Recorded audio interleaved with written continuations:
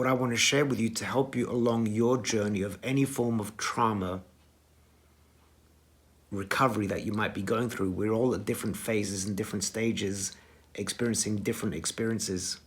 The empath is prone to trauma, prone to abuse, prone to being misunderstood, prone to being disrespected, taken advantage of. Why? That answer ultimately is a mystery. I believe it's a part of the journey and the mission of the empath that we have to experience pain in order to be able to leverage this gift of empathy that brings light to the world. Now, sometimes the trauma is horrific. The pain is overwhelming. We also experience emotional overwhelm.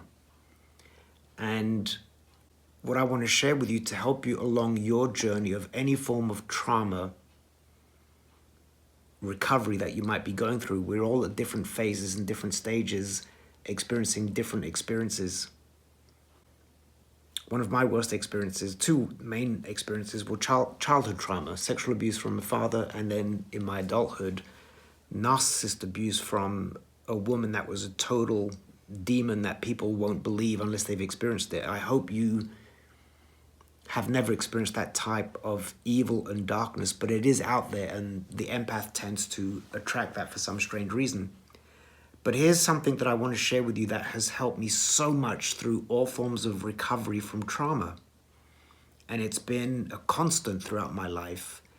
And it is the power of, and this is something that we all have in abundance. It is the power of your imagination.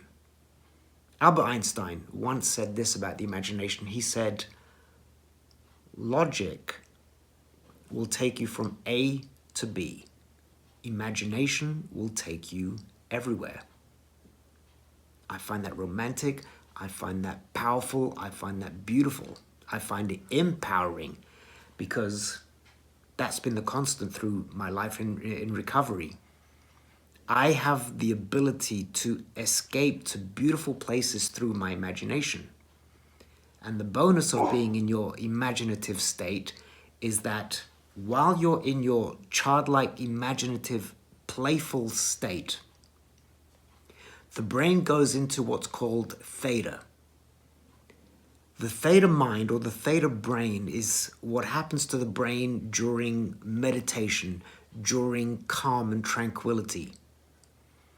The inner child, the childlike brain before it's been programmed, before it's been intoxicated, indoctrinated, poisoned by adult thinking, hate, insecurity, doubt. The child brain is in theta state. It is malleable. It is adaptive. It is incredibly resilient. It is filled with hope and optimism, able to adapt. Try and try and try again, overcome challenges.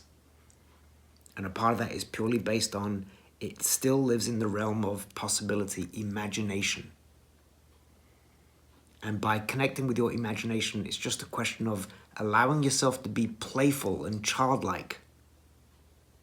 Climb on trees, just do stuff, be childlike. And the other beautiful aspect is when you become childlike and playful, you find yourself living in the moment. And when we live in the moment, Eckhart Tolle, the power of now, when we live in the moment, we minimize, if not eliminate, anxiety. According to Eckhart Tolle, anxiety is when we are living in the future. We are afraid of what's going to happen in the future.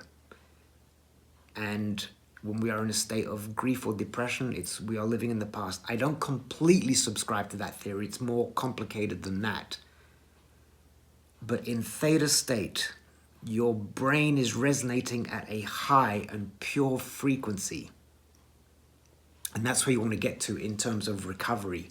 It's where you're most resilient, you're most optimistic, you're most powerful. Caveat, building on the Eckhart Tolle philosophy. Imagination can be dangerous because through our imagination we can go down very dark, negative paths. But the caveat is this: if you are in theta state, truly in connection with your inner child, you will not go down negative paths because the theta state denies that.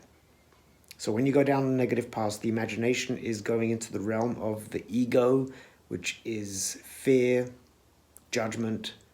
So the inner child, theta state, is the key to optimize imagination. So just play more often.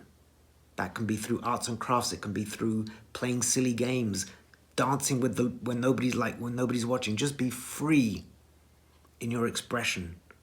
Connect with your inner child, because the inner child is our superpower. And again, in adulthood, we are programmed to be fearful. According to Gallup, children hear on average 232 no's or negative comments a day. And that theta mind, that theta brain state, that pure, resilient, high frequency vibration is tainted.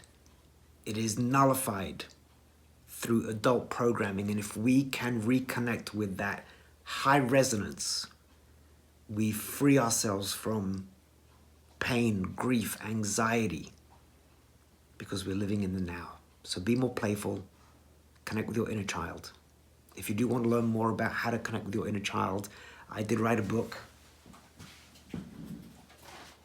and it's called Think Like an Artist. It has nothing to do with being an artist. It's all about how to connect with your creativity. And through creativity, we find solutions, we find answers, we develop self-confidence, because we know that we're going to find a solution, and that enables us to be resilient. Go out there, be playful, be silly.